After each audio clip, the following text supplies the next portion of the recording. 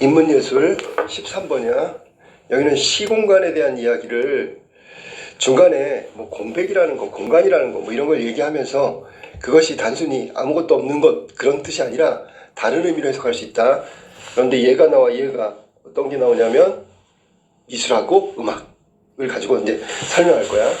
본문 봐봐. 공간은 사물이 존재하는 장소라는 의미만 있는 것이 아니다. 의미만, 요게 주목해. 그러면 공간은 사물이 존재하는 장소, 이렇게 한 가지 의미가 아니라 다른 의미로도 해석할 수 있다. 그 자체로 무력하고 텅 빈 곳으로 인식되었다. 이게 이제 사물이 존재하는 장소라는 의미는 무력하고 텅 빈 곳이다. 그러나 회화, 조각, 소설, 연극, 철학, 심리학 이론들이 공간이 지닌 구성적인 기능에 주목하면서 지금까지 무의미하게 여겨졌던 공간은 밑줄 쳐 충만하고 능동적이며 창조성을 지닌 유의미한 공간으로 재인식. 그러니까 과거에 무의미했던 것이 지금은 재인식, 유의미한 공간으로 재인식되고 있다.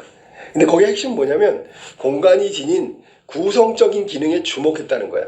구성적인 기능의 구성 동그라미. 자, 그게 중요한 말이야. 그 구성적인 기능에 주목했기 때문에 유의미한 공간으로 다시 새롭게 재인식됐다는 얘기야. 기존의 견해에 따르는 미술 비평가들은, 그럼 기존의 견해를 따른다는 얘기는 공간이라는 것은 무력하고 텅 빈 곳으로 인식한 거지, 그지? 미술 비평가들은 공간과 관련하여 회화의 제재를 긍정적 공간, 배경을 부정적 공간이라고 불렀다. 그리고 생각해봐. 예를 사과를 그렸어. 사과는 회화의 제재고 긍정적 공간이야. 그러니까 쉽게 얘기하면 도화지에 사과로 채웠단 말이야. 이게 긍정적 공간이고, 나머지 사과가 아닌 배경은 뭐야? 그냥 텅 비어 있는 거야. 부정적 공간으로 불렀다. 그러니까 여기서 긍정과 부정은 좋다 나쁘다 그런 뜻이 아니야. 그런데 재인식된 공간은 배경 그 자체가 다른 요소들과 마찬가지의 중요성을 지닌 것으로 긍정적이고 적극적인 기능이 있음을 의미한다는 점에서 긍정적 부정 공간이라고 부를 수 있다. 그러니까 단순히 부정적 공간이 아니라 긍정성도 있다. 그게 뭐냐면 배경 자체가 갖고 있는 의미 때문에 그런 거야. 단순히 여기 나온 회화의 제재가 중요하다, 나머지는 중요하지 않다가 아니라 회화의 제재가 긍정적 공간으로 중요한 것처럼 나머지 배경도 또 다른 의미로 중요하다, 긍정적으로 볼 수 있다. 하지만 여기서 이제 위에서 말한 대로 부정적 공간에 대비되는 용어는 긍정적 부정 공간이라고 부를 수 있다라고 얘기한 거야. 자, 그럼 회화에서 대기에 대한 인상을 표현함으로써 텅 빈 곳으로 인식되는 공간에 의미를 부여한 밑줄 쳐 인상파 화가들, 이러한 긍정적, 부정 공간을 통해 가지고 이전의 관습과 첨예하게 대립했다. 그럼 인상파 화가들은 과거의 전통적인 부정적 공간을 긍정적 부정 공간으로 인식했단 말이야. 그러니까 둘은 대립하고 충돌하게 되겠지. 인상파 화가들은 태양빛, 밑줄, 안개, 황혼 이런 것들이 배경이고, 그 배경을 부정적 공간으로 인식했던 배경을 적극적으로 섬세하게 표현하면서 이들을 제재와 융합하였다. 그러니까 없어서는 안 되는 것으로 인식시켰다는 얘기야. 아까 사과 얘기를 했는데 사과만 중요한 게 아니라 사과 뒤에 있는 무슨 예를 들면 벽지에 공간이 의미하는 것, 거기를 더 섬세하게 터치를 했단 말이야. 모네는, 인상파가 중에 모네는 시간대와 계절을 달리하며, 밑줄 쳐볼까? 원래 인상파가들은 순간적이고 즉흥적인 거, 고정된 형태가 아니라 시간에 따라 빛이 달라지면 전묘화법이라고 해서 점으로다가 그걸 그림으로 그렸단 말이야. 시간대와 계절을 달리하며 루앙 대성당 연작을 그렸는데, 연작이니까 이어서 그렸단 말이야. 뭐 시간이 달라지면서 그 달라진 것들을 그렸을 수도 있고, 자, 달라지는 형태 혹은 그림자, 빛 이런 것들을 쭉 이어서 그렸다고 생각해도 돼. 이 그림들에서는 공간과 빛이 화면을 주도하고 있어서 제재인 대성당을 능가하는 것처럼 보이기도 한다. 그러니까 과거에 제재가 대성당이었어. 주인이었단 말이야. 그다음 배경, 공간 뭐 이런 것들은 손님이었는데 이게 뒤바뀌어 보이는 것처럼 그렸다는 얘기는 객체를 더 신경 써서 그렸다는 얘기야.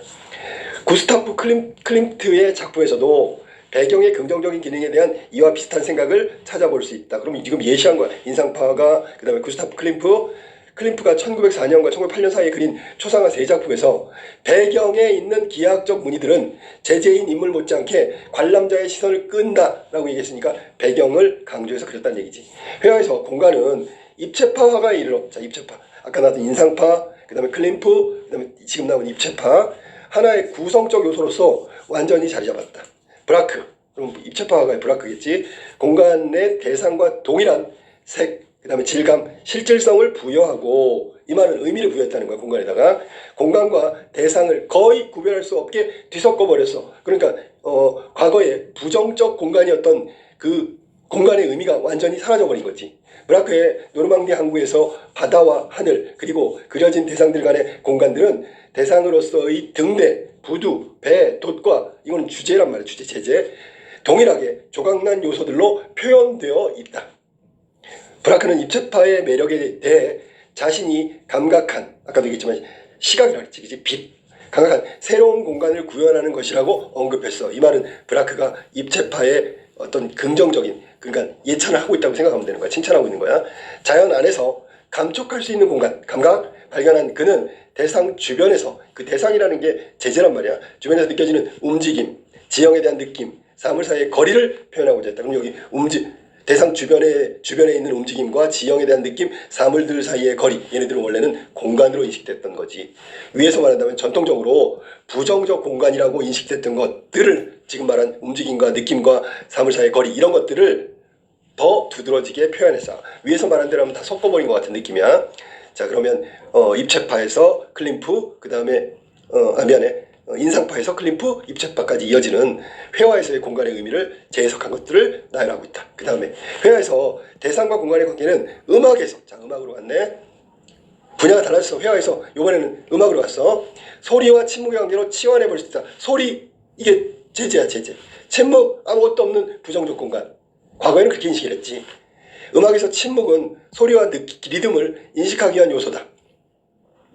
음악사 전반에 걸쳐서 침묵이 중요한 의미를 지녀온 것은 사실이지만 항상 침묵보다는 소리에 주목했지, 그지? 침묵도 중요해. 왜? 소리의 리듬을 인식시키는 중요한 요소지. 하지만 소리만큼 중요하게 여기진 않았어. 중요하긴 중요해. 이렇게 된 거지. 기존의 음악에서 침묵은 일반적으로 악장의 끝부분에 놓여 다만 밑줄 쳐. 악장과 악장을 구별한다. 요게 이제 기능이란 말이야. 그런데 이 침묵의 기능을 강조한 새로운 음악에서는 악절 중간에 갑자기 휴지 멈추는 거야. 연주가 등장함으로써 침묵이 음악 구성에서 더욱 강렬한 역할을 수행하게 만들었다. 디비시에 또 얘가 나왔어. 목신의 오후 전주곡. 이거는 말라르메의 시 목신의 오후에서 받은 느낌을 음악으로 표현한 것이다. 그러니까 이건 장르적 전환이지. 시를 음악으로 바꾼 거야. 드뷔시의 목신의 오후 전주곡. 플루트 독주의 음들은 목신이 걷다가 멈추고 멈췄다가 다시 출발한 발걸음처럼 들린다. 그러니까 목신의 오후라는 말레르메의 시의 내용을 정확하게 음악으로 바꿔서 가다가 멈추고 가다가 멈추는 발걸음처럼 들리게 만드는 거야. 특히 악절 중에 자주 나타나는 휴지들을 통해 가지고 목신의 움직임을 인상적으로 표현했단 말이야. 그러니까 단지 악장과 악장을 구별하는 그 기능뿐만 아니라 그 내용을, 그 목신의 어떤 발걸음을 느끼게 해주는 것으로 바꿔놓은 게 드뷔시의 음악이란 말이야. 휴지의 기능이 이렇게 달라졌단 말이지. 현대 음악의 작곡가들은 사상유래가 없을 정도로 의식적으로 밑줄 쳐. 의식적으로. 일부러. 그리고 두드러지게 밑줄 쳐. 침묵을 사용하기 시작했다. 로저 세턱은 스트라빈스키의 1910년 작품 불새의 피날레에는 음악 작품에서 찾아보기 힘든 몇 번의 침묵이 들어있다고 지적했다. 그 침묵이 그냥 그 일반적 침묵이 아니야. 침묵은 긍정적인 부정적 시간이다. 아까는 긍정적, 부정적 공간, 긍정의 부정적 공간이라고 그랬는데 여기는 시간으로 바꿨어. 안톤 폰 베베르는 이러한 침묵의 창조성을 적극적으로 활용한 음악가다. 그러니까 그 침묵, 여기서 침묵이라는 것은 휴지를 말하는 거고 공간의 의미하고 이거를 음악적으로 달리 시간의 의미로 바꾼 거지, 그치? 그의 작품들은 매우 간결해서 어느 악장도 1분이 넘지 않는다. 그토록 간결한 악장들의 연주들이 침묵의 시간과 어울리면서 숨막힐 듯한 침묵들로 자주 1분에 한 번씩, 그러니까 길어야 1분이니까, 그리고 아름답게 장식된다. 아예 침묵을 이용한 거지, 그치? 어떤 음악 평론가는 베베르의 음악에서 휴지는 정지가 아니라 리듬을 구성하는 중요한 요소임을 언급하기도 했다. 그래서 여기 지금 음악에서의 침묵의 사용에 대한 예시를 그 스트라빈스키하고 지금 나온 베베르 얘기를 하면서 새로운 인식이라는 그 그 침묵의 기능을 다시 한번 예를 들어 설명한 거지. 마무리. 공간과 시간에 대한 이러한 재평가는 공간, 시간, 경험을 주요한 것과 부차적인 것, 아까 주 계기라고 그랬지, 그지? 소리와 침묵, 뭐 이런 거 있지. 제재와 배경, 이런 것들 양분한 뚜렷한 구분선을 지웠다. 공간과 시간에 대한 재평가는 공간, 시간의 경험을 주요한 것, 부차적인 것으로 양분하는 뚜렷한 구분선을 지었다. 이는 물리학 분야에서는 충만한 물체와 텅 빈 공간 사이, 회화에서는 제재와 배경, 음악에서는 소리와 침묵 사이, 지각에서는 형상과 배경 사이에 거졌던 절대적 구분선의 붕괴로 간주할 수 있다. 그러니까 어느 게 중요하고 어느 게 중요하지 않아, 이런 게 아니야. 다 중요한 걸로 바꿔놨단 말이야. 이처럼 텅 빈 것으로 간주되어 온 것들이 구성 요소의 하나로 기능을 한다는 인식에는 19세기 후반부터 20세기 초 서구에서 이루어진 밑줄 쳐봐. 정치적 민주주의의 진전, 귀족적 특권의 붕괴, 생활의 세속화 등, 이게 배경이란 말이야. 위계의 평준화 내모치고 위계의 평준화라는 점에서 공통되는 특징이 있었다라고 하면서 마무리가 됐다. 그래서 이 글은 시간과 공간이 어떻게 역사적으로 재해석되고 긍정의 의미로 바뀌어가는지 뭐 이런 것들을 이야기하고 배경도 말했고, 재평가가 낳는 효과는 맨 마지막에 나왔던 네모친 것처럼 위계의 평준화. 위계라는 게 사실은 계급이 있는 거야. 중요하고 덜 중요하고, 이걸 갖다가 다 중요한 걸로 평준화시켰다는 뜻이야.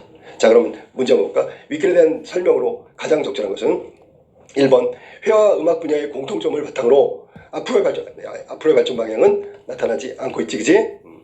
앞에 거 공통점은 이야기했는데 앞으로의 발전 방향은 없다. 2번 회화 음악에서의 변화를 그러면 그 공간의 의미가 달라진 거지. 재인식했지. 공간과 시간에 대한 새로운 인식, 밑줄 쳐. 새로운 인식, 밑줄 치고 위에서 말한 것처럼 위기의 평준화라는 효과를 낳았지. 정답은 2번이네. 3번 공간의 개념에 대해 정의하고, 정의해서 시간과 공간의 관계를 언급한 것은 아니고요. 시간과 공간 이거를 언급한 학자들의 견해를 소개했다. 근데 여기는 공간이 뭔지는 첫 번째 문단에 그냥 나왔지, 그지? 뒤에 그 관계를 언급한 학자는 나타나지 않고 있다.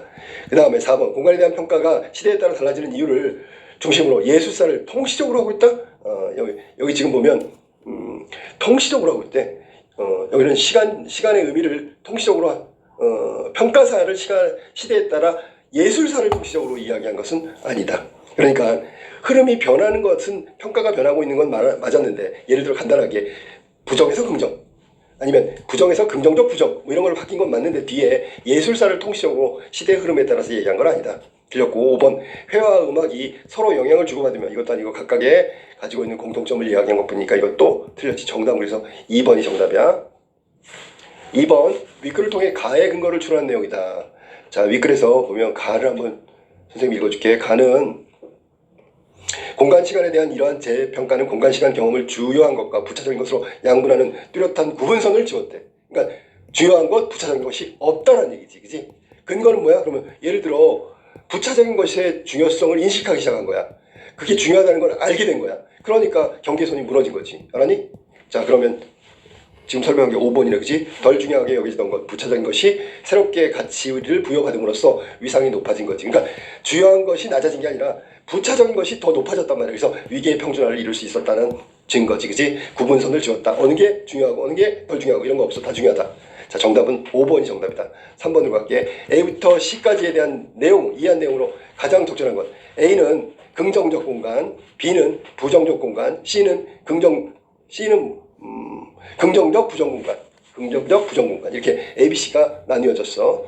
그러면 긍정은 제재 같은 거고 부정은 배경 같은 건데, 그 배경에 어떤 가치를 재인식했다는 뜻이잖아, 그지? 자, 1번 B, C는 공간의 창조적 기능을 중시하고 있다. B는 지워야 되겠네. 여기서는 C만 공간이라는 부정적 공간을 긍정으로 바꾼 거지, 그지? 자, 그 다음 B와 달리 A하고 C는 제재가 회화에서 핵심 요소임을 존재하고 있다. 여기 C를 지워야 되겠네. 제재는 주요한 거야, 주요한 거. 알았니? 핵심 요소다. 핵심 요소는 제재가 회화에서 핵심 요소로의 존재임을 하고 있다라고 했는데, B와 달리라고 했는데 C에서는 제재보다는 배경에 주목하고 있는 거야. 알았지? 그 다음에 3번 C와 달리 A, B에는 배경과 제재가 위계를 지니고 있음이지, 있음. 있으니까 긍정, 부정이 나눠지는 거지. C에는 그 위계가 깨어진 거고, 알았지? 그 다음에 4번 A, B와 달리 C에는 배경이 지닌 유의미성. 또 똑같은 문제네. 2번 문제하고 똑같은 거야. 새로운 가치. 공간이 단순히 사물이 존재하는 텅 빈 곳이다, 이런 것이 아니라 제재와 어울려서 혹은 제재에 꼭 필요한 배경이 된다는 뜻이야. 유의미성. 4번이 정답이네. 5번 A와 C 달리 B에는 주요한 것과 부차적인 것에 대한 구분을 전제하고 있다. 이거는 A, B가 그렇다는 뜻이야. 정답은 4번이 정답이네. 4번 위글 읽고 보기의 사례를 이해한 내용으로 적절하지 않은 것. 공간과 대상의 질적 차이를 없애고 밑줄 쳐야 되겠네. 이게 바로 긍정적 부정공간이라고 하는 새로운 인식이지, 그지? 서로 침투하는 방식을 보여준 작품. 브라크의 바이올린과 물병이 있는 정물. 바이올린 목 부분은 나름대로 윤곽이 남아있지만 몸통은 여러 부분으로 조각나 대상만큼이나 강조되고 있는 공간과 섞여 있다. 근데 원래는 바이올린 이게 강조돼야 되는데, 혹은 물병 이런 게 강조돼야 되는데 배경이 오히려 강조되고 있어. 석고, 유리, 나무, 종이, 공간이 유사한 형태의 흐름 속에 표현되고 있기 때문에 대상인 바이올린과 공간이 밑줄 쳐 확실히 구별하기 어렵다. 그러니까 바이올린을 두드러지게 그리고 공간은 그냥 텅 빈 곳으로 채워놓은 과거하고 좀 다르게 됐지, 그지? 브라크는 이렇게 설명한다. 파편화시킴으로써 파편이라는 게 조각조각 냈다는 얘기지. 파편화시킴으로써 저는 공간 안의 움직임을 확실히 표현할 수 있었으며 공간을 창조해내고서야 비로소 대상들도 화폭 안에 끌어들여 표현할 수 있었습니다. 라고 브라크가 얘기했으니까 배경의 중요성을 강조하고 배경이 있어야 대상들도 존재한다. 위에서 말한 공간의 재인식하고 관련이 있는 거야. 자, 그러면 브라크 얘기 중에서 틀린 걸 한번 찾아보도록 할게. 1번 브라크는 새로운 공간을 구현해내면서 대상을 압도하는 X 가치를 극대화한다. 압도한다기보다는 여기서는 공간과 그 다음에 대상 이것이 어우러짐을 얘기하는 거야. 그러니까 둘 다 중요하다는 얘기를 하는 거야. 그리고 새로운 공간을 구현해내긴 했지. 파편화시킴으로써 공간과 공간의 움직임을 확실히 표현했으니까. 하지만 공간의 가치를 극대화했다라고 대상을 압도한다 이 말이 틀린 거네. 압도하는 게 아니야. 알았니? 동등하다 그랬지. 위계의 평준화. 중요하고 중요하지 않은 게 없어. 과거에는 제재는 중요하고 공간은 별로 안 중요했어. 근데 이 브라크는 뭐냐면 공간도 중요해 라고 얘기한 거지 제재보다 공간이 중요해 이렇게 얘기한 건 아니야. 정답은 1번이 틀렸네. 거기 지금 공간 대상을 압도하는 이 말이 틀린 거야. 2번 브라크는 바이올린을 조각내어 표현했어. 그러니까 여기서는 대상을 조각낸 거지. 그러니까 쉽게 얘기하면 대상에 주목하는 걸 좀 분산시킨 거지. 바이올린과 공간의 질적 차이를 없애는 비추쳐. 질적 차이를 없애는 게 바로 평준화를 말하는 거다. 3번 브라크에게 공간의 창조는 대상의 표현만큼이나 중요하지. 그만큼 부각시킨 거니까. 4번 브라크가 사용한 파편화 방법은 대상뿐만 아니라 그가 발견한 새로운 공간 밑줄 쳐. 자, 파편화함으로써 새로운 공간을 구현하기 위해서 그렇게 파편화시킨 거야. 그러니까 지금 얘기한 대로 대상을 좀 뭐랄까 사람들이 대상에 주목하는 걸 배경적으로 돌려놓는 거고 돌려놓게 해서 바이올린 대상을 파편화시킨 거고 공간의 가치를 끌어올린 거야. 그래서 평준화시킨 거지. 5번 브라크가 창조한 유사한 형태의 흐름 속 아까 나왔던 흐름이 그거지. 석고, 유리, 나무, 종이 공간의 유사한 형태의 흐름 속에 표현됐기 때문이다. 바이올린과 배경이 공간에 서로 침투하고 있다. 밑줄 쳐. 서로 침투한다는 얘기는 동등해져 가고 있다. 위계를 극복했다. 평준화됐다. 뭐 그런 뜻이야. 정답은 1번이 틀렸고 대상을 압도하는 이 말이 틀린 거야. 자, 5번 윗글을 바탕으로 보기를 이해한 내용이다. 가장 적절한 것은 게슈탈트 심리학은 전체로서의 형태나 모양이라는 의미를 지닌 독일어 게슈탈트를 사용해 전체는 부분의 합 이상이며 인간은 어떤 대상을 개별적 부분의 조합이 아닌 전체로서 인식하는 존재라는 주장하는 이론이다. 게슈탈트 심리학. 이게 그런 거야. 뭐냐면 전체는 부분의 합이라고 했어. 그러면 전체를 이루려면 각 부분 요소들이 다 중요하다고. 그러니까 위에서 말한 대로 얘기한다면 이 그림이 완성되기 위해서는 배경도 필요하다는 얘기를 하고 있는 거야. 그러니까 일맥상통한 내용이지, 그지? 전경은 배경으로부터 두드러져 보이는 것으로 게슈탈트 심리학자들은 전경과 배경의 속성, 즉 무엇이 한 영역을 전경으로 다른 영역을 배경으로 지각하게 만드는지 관심을 가졌다. 그러니까 이 왼쪽 그림에 보면 이게 서로 마주보고 있는 얼굴 그러면 저 찻잔 같은 모양이 배경이 되는 거고 찻잔에 주목하면 시커먼 거 서로 마주보는 얼굴이 배경이 된단 말이야. 뭔지 모르겠지, 그지? 그러니까 만약에 그림을 이거를 찻잔으로 규정한다면 시커먼 부분은 별로 중요하지 않다고 얘기할 거야. 그 이전에, 제인식 이전에. 만약에 서로 마주본다 그러면 찻잔의 배경 하얀 거는 아무 의미가 없다고 얘기할 거란 말이야. 그게 아니라는 얘기를 하고 싶은 거야. 루비는 그림을 통해 전경 배경의 가역성을 기술했다. 그림에서 중앙의 꽃병 또는 서로 마주보고 있는 두 얼굴의 실루엣을 볼 수 있다. 주의의 초점을 바꿈으로써 꽃병이 전경이 될 수도 있고 측면에서 본 얼굴이 전경이 될 수 있어. 인간은 전경과 배경을 조직하여 지각의 장을 마련하고 의식 속으로 받아들이는데 이때 자신의 현재 욕구를 기초로 해서 게슈탈트를 형성하여 지각하는 것이다. 사람마다 다르지요. 이거 형태 심리학이라 해서 과거에 오리냐 토끼냐 뭐 이런 거랑 비슷한 거야. 전경으로 떠올렸던 게시탈트를 해소하고 나면 그 전경은 배경으로 물러나고 새로운 게시탈트가 형성되어 전경이 떠오른다. 자, 두 가지를 다 얘기한 거야. 그러면 4번 같은 경우 맞는 얘기를 한 거야. 찾는 게 1번 전경 배경의 가역성은 왔다 갔다 하는 거는 주요한 것과 부차적인 것의 절대적 구분을 없애린다. 위에 글하고 똑같죠. 1번 정답이네. 절대적 구분이 없다는 건 배경이 될 수도 있고 전경이 될 수도 있고 전경이 될 수도 있고 배경이 될 수도 있고 위에서 말한 대로 하면 제재가 될 수도 있고 제재보다 배경 제재 뭐 이런 거랑 똑같은 거야. 즉 위계의 평준화라는 게 뭐냐면 위계 질서 어느 게 중요하고 중요하지 않아 이거를 다 깨버린 거란 말이야. 게시탈트도 역시 똑같은 거니까 정답은 1번이지 그지? 2번 게시탈트 형성에 영향을 미치는 욕구는 전경 배경이 지닌 대립 요소들을 동질화가 아니지요. 여기는 관점에 따라 달리 보이는 거기 때문에 여기서는 바이올린을 조각내서 공간에 섞어버렸잖아. 질적 차이를 없앤다고 봐야 되겠지 그지? 알았어? 동질화가 아니라 질적 차이를 없애는 거야. 3번 욕구의 변화에 따라 전경 배경이 바뀔 수 있다는 것은 제재를 부각하는 배경의 기능을 이거 아니라니까. 제재를 부각시키기 위해서 부각하는 배경의 기능을 강조한 것이 아니다. 알겠지? 새로운 공간을 창조해낸 거잖아 그치? 이해됐어? 이해됐냐고. 자 그래서 여기 지금 3번 같은 경우에는 전경하고 배경이 막 바뀌어. 그러면 이거는 배경을 부각시키는 것이 아니라 관점에 따라 달리 보이는 거고 배경도 중요하다. 뭐만큼? 전경처럼 혹은 전경도 중요하다. 배경처럼 뭐 이런 거에서 이야기하는 거야. 알았니? 그 다음에 게시탈트 형성 과정에 관련하여 4번이다. 전경과 배경을 이해하는 것은 배경보다 제재력 이러면 다 틀린 거야. 게시탈트건 뒤에 앞에서 말한 뭐 브리시건 뭐 전부 다 배경이나 대상이나 소리나 휴지나 다 중요하다. 특히 부정적으로 인식되던 부정적 공간으로 인식되던 그런 배경들을 긍정적 부정 공간으로 인식시키는 것에 주목하고 있다는 거야. 자 5번 전경과 배경의 속성에 관심을 가지는 게시탈트 심리학자들은 악장과 악장 사이에 구별짓는 요소를 침묵을 사용한 음악가들과 유사하다고 볼 수 있군. 자 그 요거는 좀 해석을 좀 달리해야 돼요. 악장과 악장을 구별짓는 기능 이거는 침묵을 사용한 기존의 음악가지. 나중에 음악가들은 악장과 악장을 구별짓는 요소로 침묵을 사용하지 않았어. 이건 지금 틀렸죠. 정답은 그래서 1번이 보기의 해석에 딱 적절하게 맞는 거다. 알았지? 자 6번 기억부터 미음의 사전적 의미로 적절하지 않은 것은 자 기억부터 볼까? 기억은 뭐냐면 상황이나 사태를 따위가 날카롭고 격하게 기억 한번 보세요. 기억은 첨예하게 칼끝이 아주 날카롭다 그런 얘기지. 자, 그 다음에 니은은 부여한다. 의미를 부여한다. 뭐 의미를 부여한다. 표현한다. 디귿 치환한다. 바꾼 거지. 부여하다. 표현하다.